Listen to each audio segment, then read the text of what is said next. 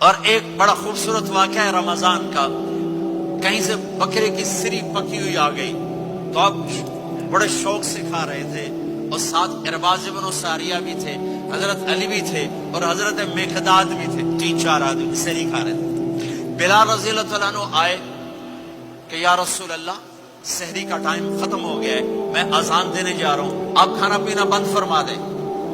اب میں کہا ٹھیک ہے، وہ باہر چلے گئے، اذان دینے لگے، پھر خیال آیا میں دیکھ لوں کہ آپ نے کھانا چھوڑا کہ نہیں چھوڑا، واپس آئے تو آپ کھا رہے تھے۔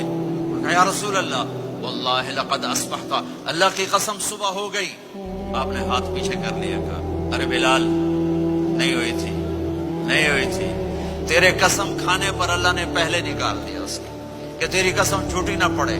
حضرت علی نے فرمایا اگر بلال قسم نہ اٹھاتے تو جب تک میرے نبی کھاتے رہتے اللہ صبح کو پیچھے ہٹاتے جاتے۔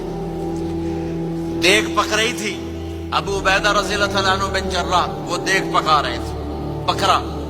آپ نے کہا ابو عبید یہ مجھے بکرے کی دستی پکڑانا، اگلے بازو، آپ کو اگلے بازو کا گوشت پسند تھا، گردن کا گوشت پسند تھا، یہ کمر کے پٹ کا گوشت آپ کو پسند تھا، دودھ پسند تھا، برنی کھجور پسند تھی، عجوا کھجور پسند تھی، تازہ روٹی پسند تھی۔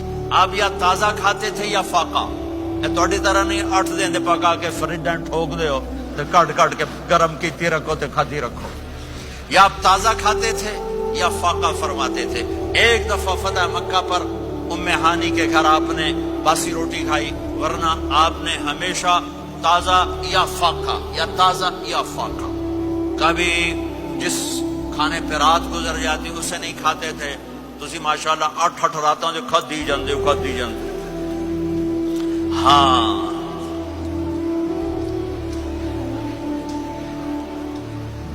تو کہنے لگے عبید یہ دستی پکڑانا، تو انہوں نے ایسے بکرے کا بازو نکال کے پورا آپ نے یوں پکڑا، نوچ کے پھینکا، کہ دستی پکڑانا، آپ نے انہوں نے یوں نکالا ڈوئی سر، آپ نے پکڑا کھایا، کہا مجھے بکرے کا بازو دستی پکڑانا، کہا یا رسول اللہ بکرے کی 2 ہی ہوتی ہیں۔ آپ نے کہا تیرا بھلا ہو جائے، اگر تو میرے کہنے پہ ڈوئی ڈال دیتا، جب تک میں کہتے رہتا اللہ مجھے نکال کے کھلاتا رہتا، اللہ مجھے نکال کے کھلاتا رہتا۔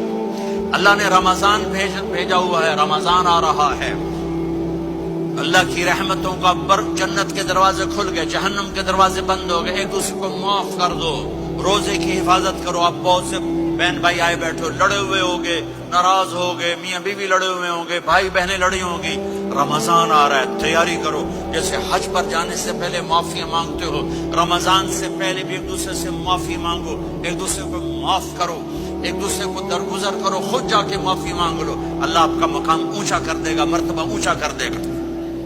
آخری رات اللہ تعالیٰ فرماتے ہیں جاؤ، تمہارے رات کی قیام اور دن کے روزے کے بدلے تمہیں سب کو معاف کر دیا، مانگو۔ اور ایک رات اللہ نے شب قدر بنائی جو 1000 راتوں کے برابر کر دی۔ وہ آج آپ کی تو راتیں بڑی چھوٹی ہیں، 5 راتیں جاگ لو، 3 گھنٹے دی بھی نہیں رات ہوندی، تو 5 راتیں جاگ لو، 21 23 25 27 29، ان میں سے ایک رات ضرور شب قدر ہوگی۔ ایک رات کا جاگنا 80 سال کی عبادت سے بڑھیا ہو جائے گا، صرف ایک رات کا جاگنا، ایک رات کا جاگنا۔ ایک شرط ہے، دل میں بغض نہ ہو، نفرت نہ ہو، حقارت نہ ہو، کسی مسلمان کو حقیر نہ جانو، بلکہ کسی انسان کو حقیر نہ جانو، تو آپ کی بندگی اللہ کی بارگاہ میں پہنچ کر آپ کے مقام کو اونچا کر دیں گی۔